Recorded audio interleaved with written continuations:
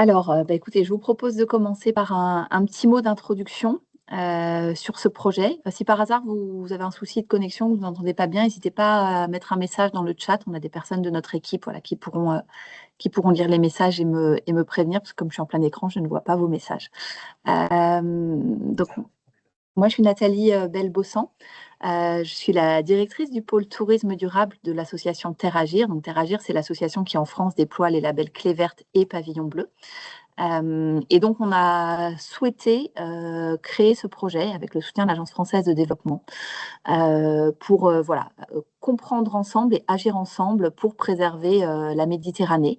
Le projet, on l'a appelé Our Sea parce que ça concerne toutes les rives de la Méditerranée. On travaille aussi pour mobiliser les établissements et les sites et les communes sur lesquelles il y a des plages pavillons bleus dans les autres pays du bord de la Méditerranée sur lesquels nos labels sont présents.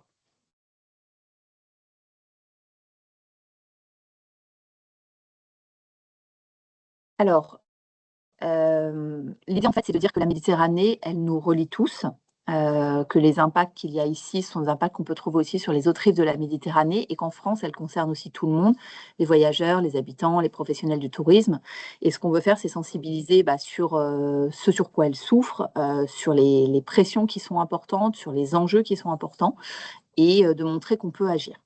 Donc en fait, pendant la période qui va venir, là, qui est globalement la période estivale étendue, notre objectif, il est d'abord de sensibiliser les vacanciers à l'importance de protéger la mer et au fait qu'eux, ils peuvent agir, d'agir localement aussi pour réduire la pollution via des ramassages de déchets principalement, et d'apprendre ensemble et d'éveiller aussi cette conscience d'une citoyenneté mondiale des déchets qui sont relâchés ici en France, peuvent atterrir sur d'autres rives de la Méditerranée. Donc on est tous concernés par la protection de cette mer qui aujourd'hui malheureusement est une des plus polluées au monde. Donc notre projet, on le décline en 3 actions concrètes. Un, fédérer des opérations de ramassage de déchets. Donc qu'est-ce que ça veut dire? Ça veut dire bien sûr qu'il y a aujourd'hui ce webinaire avec le World Cleanup Day pour vous expliquer comment mettre en œuvre des ramassages de déchets, mais ça veut dire également que nous, on met en relation des établissements labellisés Clé Verte qui nous demandent s'il y a des ramassages de déchets dans leur commune. Et si ces communes sont pavillon bleu, on les met en relation avec ceux qui peuvent organiser des ramassages de déchets dans le cadre de la labellisation pavillon bleu. Si ce sont des communes sur lesquelles il n'y a pas de pavillon bleu ni de port de plaisance labellisé pavillon bleu, à ce moment-là, on peut partager également avec les sites intéressés, les établissements intéressés, d'autres occasions de participer à des ramassages de déchets qui sont organisés par d'autres associations. Ensuite, il y a un pôle important qui est le fait de sensibiliser sur les pressions et sur les solutions. Notre but, c'est toujours d'être tourné vers des solutions. Donc le 2 juin, Journée mondiale du tourisme responsable, on va lancer notre campagne de sensibilisation. Chaque semaine, pendant 5 semaines, on va communiquer autour d'une pression importante, autour d'un enjeu important et autour des solutions qu'on a identifiées sur différentes rives de la Méditerranée pour faire face à cette pression de la meilleure façon possible. Ce kit de communication, il y a la partie réseaux sociaux que nous, on va déployer, qu'on met à disposition aussi des établissements, des gestionnaires de sites pavillon bleu s'ils souhaitent effectivement communiquer, ou vous pouvez bien sûr repartager, taguer, participer à une diffusion massive. Et c'est soutenu également par des vidéos qui peuvent être mises en ligne sur des écrans d'accueil dans des établissements labellisés Clé Verte ou par exemple dans des offices de tourisme de communes sur lesquelles on a des plages pavillon bleu. Donc tous ces éléments, vous avez dû être informés par email de leur existence. Si ce n'est pas le cas, n'hésitez pas à nous faire un petit message, on pourra vous les envoyer, ils sont téléchargeables. Et ils sont disponibles en français et en anglais pour aussi pouvoir cibler au mieux votre clientèle. Nos collègues sur les rives de la Méditerranée auront un calendrier de diffusion qui ne sera pas forcément exactement le même que nous, début juin, mais ils pourront communiquer durant tout l'été également. Et ensuite, le temps 3, c'est de valoriser les actions et d'apprendre ensemble. Donc, on fera un bilan à la fin de cette saison et on en tirera des leçons, des informations à partager. L'idée étant pour nous que c'est une première étape, cette opération. On aimerait bien pouvoir la renouveler les années suivantes si on voit effectivement qu'on arrive à mobiliser positivement autour de ce projet. Et donc, si vous n'avez pas de questions, je vais laisser la parole au World Cleanup Day, qui va vous présenter comment organiser des ramassages de déchets. Donc bonjour à tous. Donc pour me présenter, je suis Anna Grill, donc vice-présidente de l'association World Cleanup Day France, qui est l'association qui porte donc le World Cleanup Day, la journée mondiale du nettoyage de notre planète en France. Donc l'objet de la présentation d'aujourd'hui va mêler en fait présentation du World Cleanup Day bien sûr, puisque c'est ce que nous faisons. Notre association porte donc le World Cleanup Day, également le Digital Cleanup Day qui vient d'avoir lieu, donc une opération de sensibilisation aux impacts du numérique. Mais aujourd'hui, on va vraiment se focaliser sur la partie ramassage de déchets abandonnés, dit aussi dans certains vocables déchets sauvages. Les informations que je vais vous partager, elles concernent l'organisation plutôt d'un clean-up dans le cadre du World Cleanup Day. Mais vous allez le voir, toutes les préconisations, les informations pratiques que je partage sont tout à fait adaptables à un clean-up organisé, donc un ramassage de déchets organisé dans un autre contexte, à une autre date. Il y a juste quelques petites particularités où je vous pointerai que là, ça ne concerne que l'organisation d'un clean-up dans les dates du World Cleanup Day, c'est-à-dire fin septembre. Donc, de quoi allons-nous parler? On va repartir du constat. Pourquoi est-ce que les déchets sont un fléau et dans quelle mesure? Rappeler donc ce qu'est le World Cleanup Day, la raison d'être d'une journée mondiale autour de cette problématique. Et puis, on rentrera dans le vif du sujet de comment s'organise un ramassage de déchets, à quoi il faut penser, quel est le déroulé classique auquel on peut se fier quasiment à 100%, le matériel à prévoir, les éventuelles démarches administratives, on rentrera dans tous ces détails-là. Et bien évidemment, vous pourrez partager vos doutes, vos questions, et je ferai de mon mieux pour y répondre. Alors le pourquoi, déjà, pourquoi est-ce qu'on ramasse des déchets? Pourquoi est-ce qu'on organise ces opérations? Les chiffres que je vous partage là sont issus de l'Observatoire des travaux en fait de Gestes Propres, qui est une association qui, depuis des décennies en fait déjà, a vraiment pignon sur rue sur la problématique des déchets sauvages / déchets abandonnés, émet des statistiques autant sur les quantités de déchets abandonnés dans la nature, dans les villes, que des statistiques également sur les comportements. Donc, Geste Propre fait régulièrement des études sur le pourquoi on retrouve tous ces déchets au mauvais endroit, puisque si on revient sur la définition d'un déchet abandonné, c'est tout simplement un déchet qui est jeté là où il ne devrait pas l'être, et en tout cas là où clairement il ne pourra pas être traité dans des conditions optimales. Je reviendrai sur cette notion-là de traitement des déchets, puisque on incite beaucoup à travers le World Cleanup Day à non seulement ramasser les déchets abandonnés, mais également les trier pour pouvoir les remettre dans les bonnes filières, en tout cas les filières où la valorisation a le plus de sens. Mais pour revenir donc sur le constat, Geste Propre estime que 1 million de tonnes de déchets sont jetés au mauvais endroit en France par an. 1 million de tonnes. Donc évidemment, ce sont des chiffres qui sont astronomiques. Bon, si on ramène ça à la production générale de déchets en France, qui est de l'ordre de 380 millions de tonnes, ça reste contrôlé, mais c'est 1 million de tonnes qui se retrouvent sur nos plages, dans nos forêts, dans les rues, etc. Pourquoi c'est un problème? Tout simplement, je pense que je ne vous apprends rien si vous participez aujourd'hui à ce séminaire, à ce webinaire, mais c'est toujours bien de rappeler quelques ordres de grandeur, parce que tout simplement, ces déchets n'ont rien à faire dans la nature. Ils vont mettre des années, voire des centaines d'années à se dégrader et à revenir à l'état d'éléments naturels et à être réassimilés par la nature, avec, entre-temps, éventuellement des problèmes de pollution et des problèmes de toxicité qu'évidemment, on veut éviter. Si on prend l'exemple d'une simple canette alu, dont on sait qu'elle est constituée certes d'alu, mais également d'une couche de plastique et bien évidemment de colorants, etc. Elle va mettre entre 100 et 150 ans. Alors évidemment, ça dépend des conditions de température, d'humidité, d'exposition à des éléments naturels, mais elle va mettre voilà, des dizaines, voire des centaines d'années à se dégrader. Également, important de mentionner l'emblématique sujet mégot, qui reste encore une pollution très largement sous-estimée. Un mégot beaucoup de personnes ne savent encore pas que le mégot n'est pas constitué de coton, mais qu'il est constitué d'acétate de cellulose, qui est un plastique. Et donc, à l'avenant de tous les plastiques, dont on connaît bien aujourd'hui les problématiques, le fait qu'ils contiennent un certain nombre de perturbateurs endocriniens pour les plastiques classiques. Et quand on parle du mégot, il va en plus contenir tous les produits toxiques issus de la décomposition du tabac et des impuretés qu'il contient, donc un certain nombre de produits toxiques qu'il va relarguer dans la nature. Donc ça, c'est pour le constat et un petit peu la problématique à laquelle on vient essayer d'amener un bout de solution avec des ramassages de déchets, des ramassages citoyens. Alors, pourquoi est-ce qu'on ramasse? Bien évidemment, pour remettre dans la bonne poubelle. Je parlais du tri tout à l'heure, j'y reviendrai. Mais surtout, pour faire prendre conscience de la problématique des déchets dans la nature. Le geste de ramassage va permettre, dans certains cas de figure, surtout dans des cas de décharge en quantité importante, de dépolluer, bien sûr. Ça évite ce que j'évoquais à la slide précédente, que les déchets jetés ne viennent provoquer un problème de toxicité.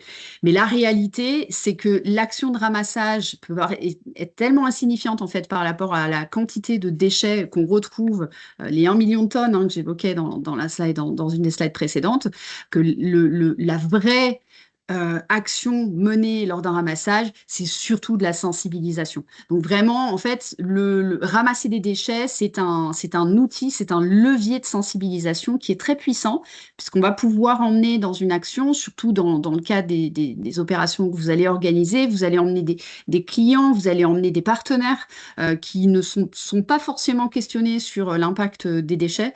Et ce geste-là, d'aller ramasser un déchet qui n'est pas le sien, il est extrêmement fort en termes de prise de conscience. Donc, voilà, on n'est pas là pour être une solution. On ne va pas jouer les Shadocks pendant toute une vie et ramasser des déchets que d'autres personnes continuent à jeter allègrement. On est vraiment là dans un acte de sensibilisation très fort. Donc, qu'est-ce que le World Cleanup Day? Je l'ai évoqué, c'est la journée mondiale du nettoyage de la planète. C'est une journée qui est aujourd'hui inscrite au calendrier des journées mondiales de l'ONU, donc qui est fixé au 20 septembre. L'année dernière, c'était un samedi, cette année, ce sera un dimanche. Sachez que vous pourrez organiser des opérations, si vous voulez vous inscrire dans les dates du World Cleanup Day, vous pourrez organiser des opérations entre le mercredi et le dimanche, donc entre le 16 et le 20 septembre. Mais encore une fois, les infos que je vais vous partager dans ce qui suit vous serviront de toute façon, même si vos opérations ne sont pas organisées dans le cadre du World Cleanup Day. Pourquoi une journée mondiale? C'est tout simplement pour mettre un coup de projecteur sur cette problématique des déchets abandonnés, c'est créer un effet d'émulation, c'est emmener sur le terrain des partenaires de tous horizons et faire en sorte que cet élan collectif en fait crée une prise de conscience un peu plus forte que des opérations disséminées qui sont bien évidemment aussi tout à fait bienvenues et tout à fait complémentaires à une journée mondiale. Voilà, on n'est vraiment pas dans une opposition entre des démarches tout au long de l'année et cette journée mondiale. Alors, comment fonctionne World Cleanup Day France? Nous partageons sur notre site internet pléthore d'outils d'outils de communication, mais également un guide pratique sur lequel je vais revenir plus en détail, mais dont vous voyez là le visuel, donc guide pour organiser un ramassage de déchets, qui est vraiment une petite bible de l'organisation du ramassage de déchets, tout ce à quoi il faut penser, qui synthétise en fait un petit peu tout ce que je vais vous dire aujourd'hui, en tout cas les éléments principaux. Mais à côté de ça, dans le cadre vraiment d'une participation au World Cleanup Day, vous trouverez aussi des affiches pour communiquer, le logo pour parler de la journée mondiale, etc. Vous trouvez aussi un certain nombre de documents qui peuvent être utiles, entre autres la décharge de responsabilité, j'y reviendrai en parlant de sécurité, également une aide à la remontée de bilan, parce que quand on ramasse, c'est aussi important de documenter et de dire les quantités de déchets qu'on a ramassés, parce que ça permet en fait de rendre état de l'impact, d'un impact chiffré un petit peu de nos opérations. Alors, si on rentre dans le vif du sujet de comment s'organise un clean-up, à quoi il faut penser, mais également un peu comment le structurer. Le déroulé que je vous partage là, c'est un déroulé suggéré. Ce qu'on sait, c'est que c'est un format qui fonctionne fonctionne très bien. On peut partir sur une opération de clean-up flash qui va durer un quart d'heure où on va ramasser que des mégots. On peut partir complètement à l'opposé sur une opération qui va durer toute une journée.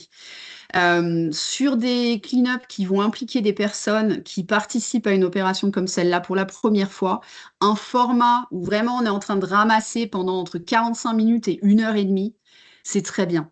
Ça permet vraiment déjà bien de se rendre compte du problème, d'avoir aussi la sensation d'avoir agi et de fait quelque chose de positif. Et c'est un format qui fonctionne aussi assez bien en termes d'organisation. D'où cette suggestion de dérouler, qui n'a évidemment rien d'imposé, mais c'est un format qui a fait ses preuves.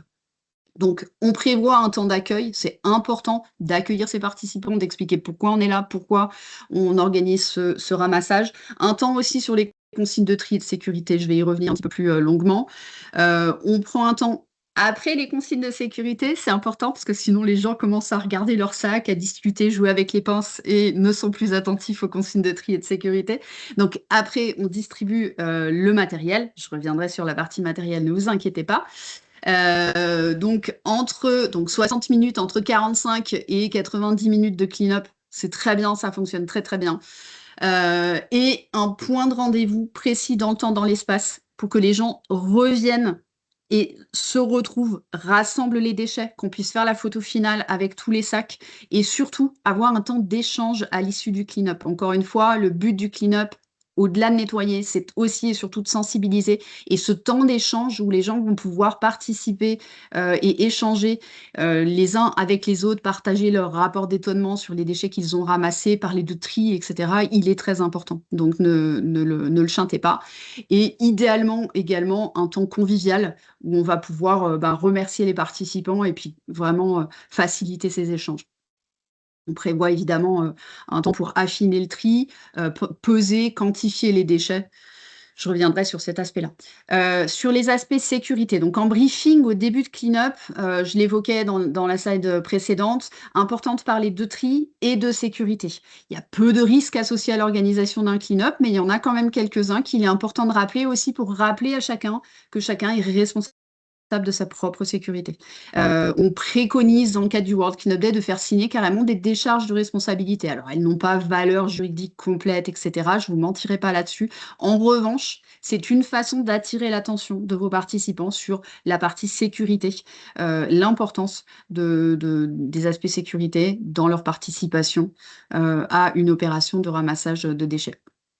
Toutes les infos sur la sécurité, donc il y a des infos sur comment on s'équipe, des vêtements plutôt longs, des gants. Les gants, ça c'est un impératif et on n'est pas sur des petits gants en latex qui permettent de ne pas se laver ou de ne pas se salir plutôt les mains. Spoiler alerte, quand on ramasse des déchets, on n'a qu'une envie à la fin du clean-up, c'est de se laver les mains et c'est une très bonne chose. Donc on prévoit des gants, mais des gants qui sont anti-coupure. Ça fait partie des éléments matériels à prévoir dans l'organisation de votre clean-up. Deux approches possibles, soit vous achetez des gants et vous les fournissez à vos participants. On trouve des paires de gants tout à fait adaptées à 2 € en magasin de bricolage. Et encore plus, enfin encore moins du coup, encore plus avantageux si on les achète en gros.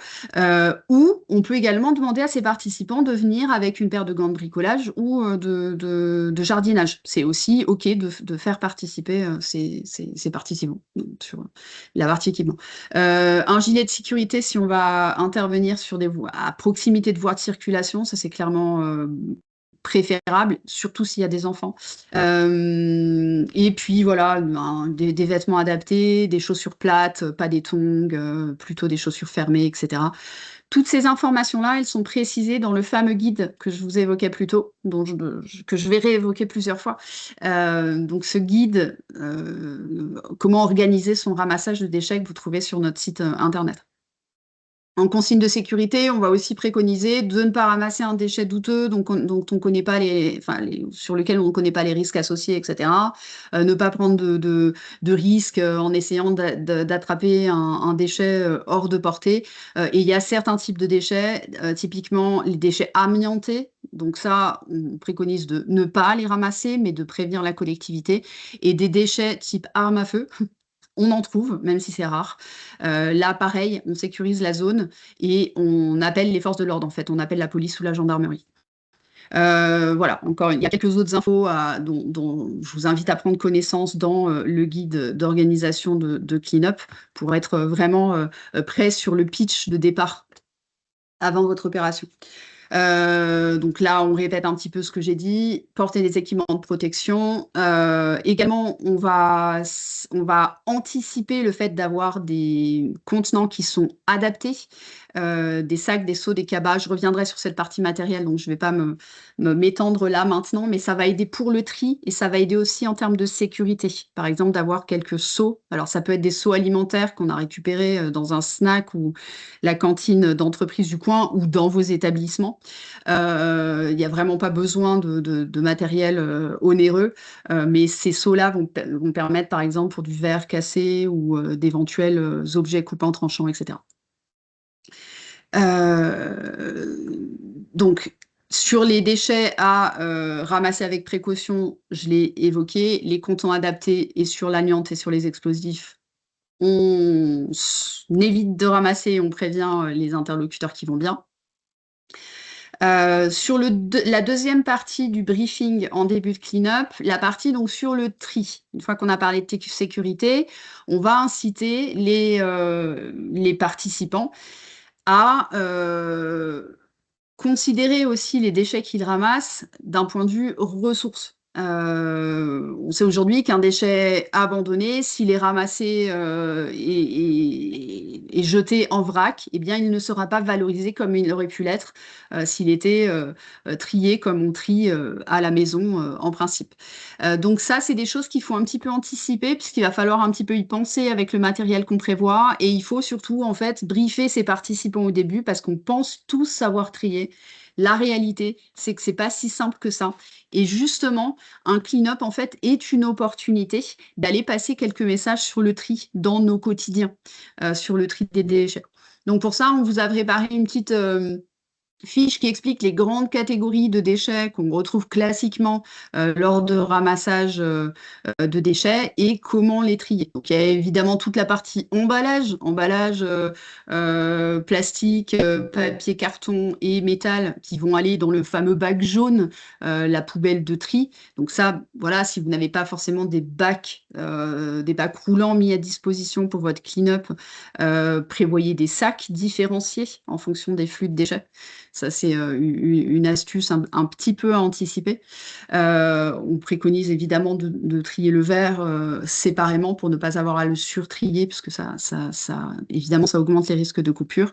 Et puis pour tout ce qui est électronique, éventuels encombrants, etc., si vous n'avez pas le matériel de transport, préconisez de les laisser sur place et simplement de les signaler à la collectivité.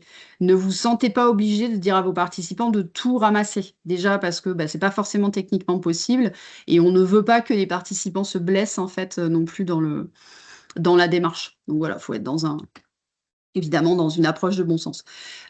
Pour toute question sur les pratiques de tri sur un territoire donné, sachez que vous pouvez en tout temps en fait vous munir soit sous forme d'application, soit en allant sur la version web-based du guide du tri de Citeo. Alors, il y a d'autres outils qui existent, mais ça, c'est un outil qui est vraiment valable partout en France.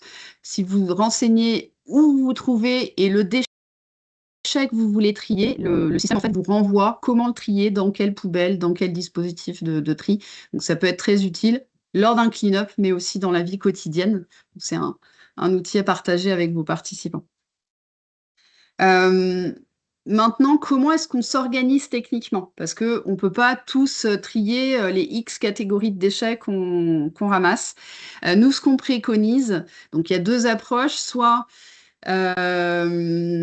les participants ramassent tous les déchets et puis on surtrie à la fin, mais ça représente, enfin déjà c'est assez ingrat, tout le travail de surtrie à la fin est vraiment pas du tout agréable. Donc nous vraiment ce qu'on préconise, c'est d'inciter les gens à participer en cours de clean-up au tri, donc à trier en fait. Donc, de prévoir en fait d'avoir des sacs différenciés entre le résiduel et les recyclables, et éventuellement le verre. Et si on va aussi prévoir de ramasser les mégots et de les comptabiliser, c'est assez fréquent de le faire. Nous, au moment du World Cleanup Day, on observe qu'environ 3/4 des clean-up vont avoir comptabilisé les mégots à part. Donc, pour pouvoir le faire, il faut les mettre dans des contenants distincts. Alors, il y a la fameuse bouteille. Nous, on ne préconisera pas forcément la bouteille parce que c'est visuel, c'est bien pour les photos, mais par contre, c'est très casse-pied lors du ramassage. On préconise plutôt d'avoir des seaux, les fameux seaux, le seau de crème fraîche de, de, de la cuisine, du restaurant, ou voilà, qui permet non seulement de trier à part de façon pratique sans avoir à viser le goulot de la bouteille, mais aussi de comptabiliser en fin d'opération. Pareil, si vous voulez faire une opération, une sensibilisation particulière sur les mégots, sachez qu'il y a une page dédiée sur notre site internet, mégots, qui vous explique aussi comment organiser un ramassage mégot pur. Il y a aussi, ça peut être aussi un choix, parce que dans certains lieux, c'est vraiment le déchet qu'on retrouve le plus fréquemment. Et puis, on en ramasse des quantités telles que ça peut être aussi très parlant. Donc, voilà, tout ça, c'est à anticiper un petit peu. Mais ce qui fonctionne bien, c'est de dire aux gens, à vos participants, de s'équiper d'un ou deux contenants et de ramasser un ou deux flux de déchets maximum. Donc, par exemple, un sac avec les déchets résiduels, le papier de chewing-gum tout froissé, l'objet non identifié qu'on ne mettra pas au tri, et de l'autre côté, un bac de tri, un sac pour le tri, ou un seau pour le verre, ou un seau pour les moutons à 5 pattes, les coupants tranchants, les petits objets électriques, électroniques, ou les mégots. Ça, c'est voilà, un dispositif qui fonctionne pas mal du tout. Après, on peut également passer des messages sur les erreurs de tri classiques. Ça, c'est typiquement ce qu'on va faire en fin d'opération. Par exemple, tout ce qui est petits déchets mal identifiables, on se dit est-ce que c'est un emballage, est-ce que c'est pas un emballage? On mettra ça dans les résiduels. Ça sert à rien de compliquer le tri à outrance. Emballage bien identifiable, ça va dans la poubelle de tri, dans le sac transparent, le sac jaune, enfin voilà, si on s'est équipé en contenants différenciés. Les petits objets non identifiables, hors électrique et électronique, qui, je vous le préconise, sont à trier à part, peuvent aller au résiduel. Pareil pour les mouchoirs et les essuie-tout, on a tendance à les mettre au tri. Les mouchoirs et les essuie-tout ne vont pas au tri. Ils doivent aller au résiduel. À la maison, on peut les mettre au compost, mais lors d'un clean-up, on les mettra au résiduel. Tout ce qui est déchets aussi très souillés, très mouillés, qui seraient mal valorisables, mal triables dans un centre de tri, on les mettra au résiduel. Les vêtements qu'on trouve, en particulier s'ils sont souillés, pareil, ça va au résiduel. Et le bois, sachant que le bois, potentiellement, on peut aussi, enfin, si c'est une palette entière ou quoi, on va plutôt préconiser de la laisser sur place, mais sauf si on est équipé pour transporter des quantités importantes. Donc, au niveau du matériel, je récapitule un petit peu ce que je vous ai dit enfin, au fil de la présentation. On prévoit donc des gants anti-coupure, de bricolage classique. Il en existe à des tarifs tout à fait raisonnables, ramenés par participants. On prévoit des sacs. J'ai évoqué le fait de pouvoir avoir, par exemple, des sacs transparents pour les déchets à trier et des sacs opaques pour le résiduel. Ça permet en fait visuellement aux participants, une fois qu'ils sont partis pour ramasser, de se repérer plus simplement entre eux pour savoir qui ramasse quoi. Et ça permet aussi d'éviter les erreurs de tri quand on est lancé dans la démarche. Des seaux, je l'ai dit, pour les mégots, pour les petits compots tranchants, pour le verre cassé et autres, voilà, cigarettes électroniques et qu'en sais-je. On a souvent des questions sur les pinces. Est-ce qu'il faut fournir des pinces à tout le monde? Ce n'est pas une obligation. Sur un clean-up unique, ponctuel, c'est pas forcément la peine d'avoir des pinces, sauf pour éventuellement des personnes qui pourraient avoir du mal à se baisser ou pour aller attraper un déchet qui est un petit peu hors de portée. Ça peut quand même être utile. Donc nous, ce qu'on préconise, c'est d'en avoir à peu près 1 pour 5. Généralement, ça suffit. Puisque les gens, en fait, assez naturellement, vos participants vont s'organiser en grappille de 3 à 5 personnes en petits groupes, donc faire en sorte qu'il y ait toujours une pince par groupe en gros. Ça permet d'équiper la personne qui a du mal à se baisser ou d'aller attraper un déchet un peu hors de portée. Et enfin, du matériel de pesée si vous voulez quantifier en pesée vos déchets, c'est préconisé. Euh, donc, refocus sur le World Cleanup Day. La date, c'est le 20 septembre. Je vous le redis, vous pouvez participer du mercredi au dimanche en France. Mais encore une fois, toutes les infos que je viens de vous partager sont valables en fait, quelle que soit la date de l'organisation de votre ramassage de déchets, en tout cas sur les parties pratiques. Il y a quelques euh, étapes en plus quand on participe lors du World Cleanup Day, on va faire le geste en fait d'aller inscrire son cleanup sur la carte sur le site internet worldcleanupday.fr. Mais c'est vraiment la seule différence fondamentale. Un point que je n'ai pas évoqué, ou en tout cas trop rapidement, j'y reviens. Lorsque vous organisez un ramassage, il y a très peu de démarches administratives à prévoir. Néanmoins, il est quand même important de prévenir votre mairie. Donc pour ça, vous trouvez un courrier type sur le site internet qui est déclaration de clean-up en mairie, qui est aussi en fait l'occasion d'aller prendre contact avec la mairie, avec la collectivité, pour éventuellement demander une aide pour la gestion logistique de vos déchets en fin d'opération. Vous n'avez pas forcément à vous retrouver seul par rapport à cette gestion de déchets en fin de clean-up. La plupart des collectivités sont aujourd'hui très aidantes sur ça. Elles mettent volontiers à disposition soit des bacs roulants qui seront enlevés après l'opération, soit des sacs. Il y en a même qui vous mettront à disposition des gants ou qui s'entendent, enfin avec qui on peut s'entendre pour laisser les déchets, les sacs de déchets à un endroit préétabli et un agent de la municipalité passera les enlever après coup. Ça vous évite d'avoir à gérer cette partie logistique qui peut être un peu une épine dans le pied. Donc cette déclaration, elle est importante pour d'un point de vue sécurité, d'un point de vue responsabilité, mais elle est aussi l'occasion de prendre contact avec votre collectivité. Voilà, j'en ai fini pour la partie que je voulais vous présenter, mais il y a peut-être des points que vous voulez creuser plus en détail, donc je suis là pour répondre à vos questions. Merci beaucoup, Anna, pour cette présentation. Donc, vous pouvez, si vous avez des questions, les mettre dans la conversation. Et normalement, on vous laisse la possibilité d'ouvrir vos micros. Levez la main aussi. Ouais, si vous avez des questions, vous voulez lever la main. Anna, peut-être qu'on peut arrêter le partage d'écran. Oui, bien sûr. Comme ça, on verra mieux les participants s'il y en a qui lèvent la main. Et puis, je vois qu'il y en a qui sont en train d'écrire aussi. Alors, je vois un commentaire, je vais commencer à commenter. Donc, les établissements ont mis en place le tri du textile. N'hésitez pas à récupérer les vêtements, tout à fait. S'ils sont en bon état, c'est tout à fait bienvenu de les remettre dans les bornes. Là, effectivement, on préconise de les mettre au résiduel s'ils sont souillés, s'ils ont été mouillés, s'ils ont moisi, etc. Je vois qu'il y a une autre personne qui est en train d'écrire. Si on a des participants mineurs, est-ce que vous avez des préconisations?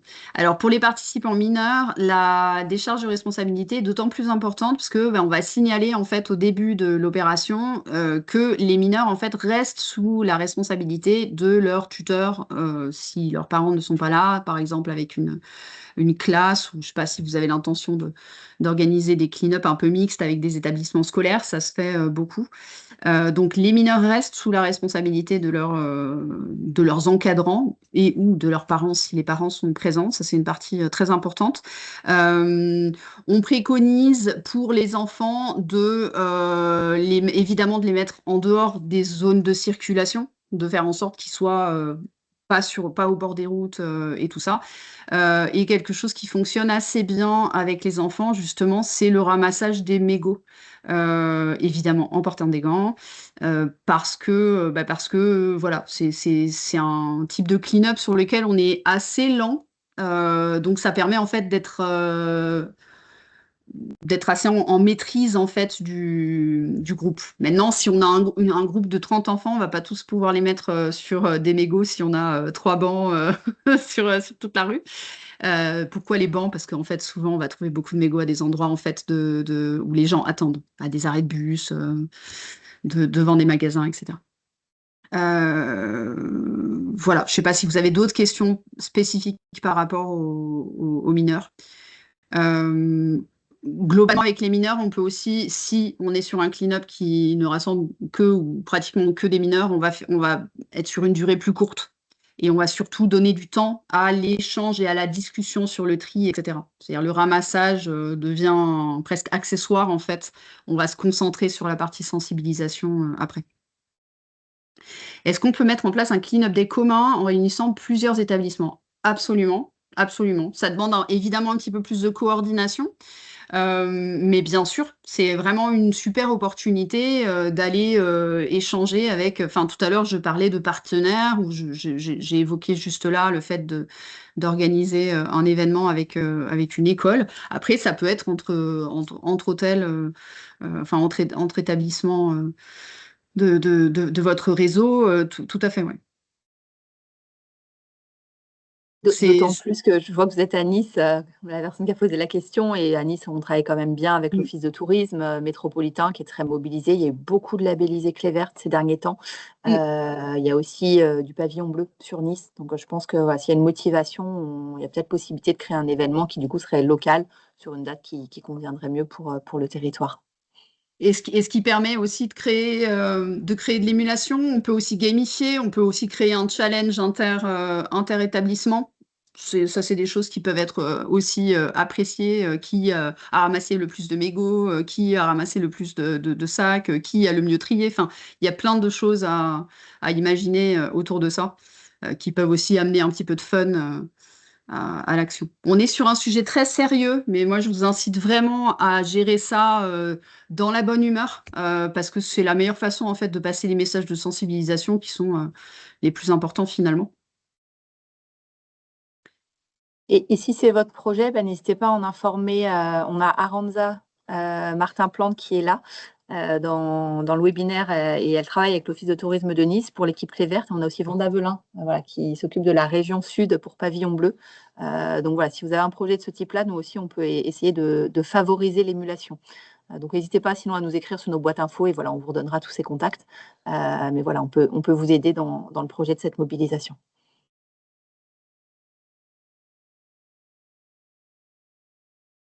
Tip top. Ah oui, un petit message concernant le ramassage de déchets. Alors, en complément de ce que vous a dit Anna, on a effectivement, nous aussi, produit un modèle pour qualifier les déchets ramassés.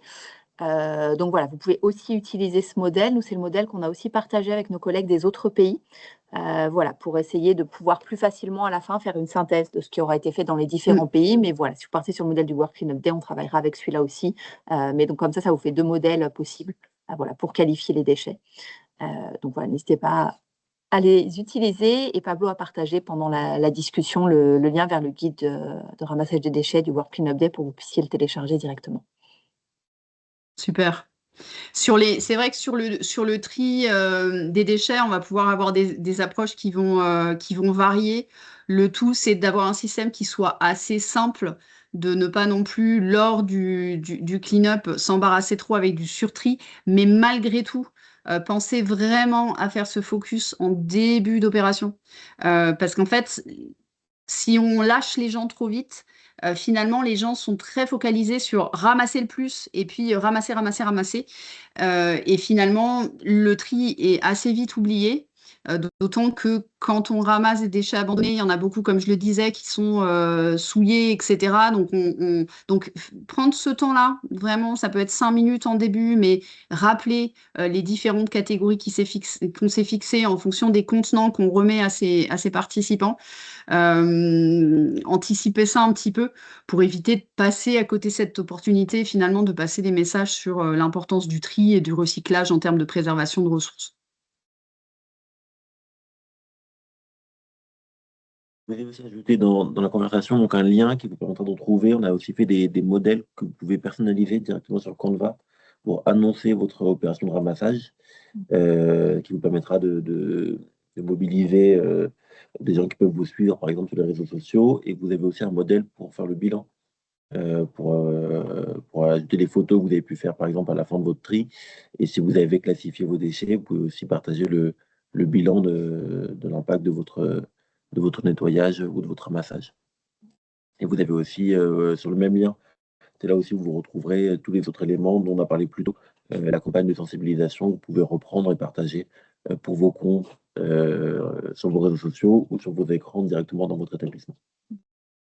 Du coup, sur les réseaux sociaux, autant que possible, si vous pouvez suivre notre calendrier, il est communiqué aussi, hein, tous les éléments de communication, ça permettra voilà, de faire un effet plus fort en termes d'impact.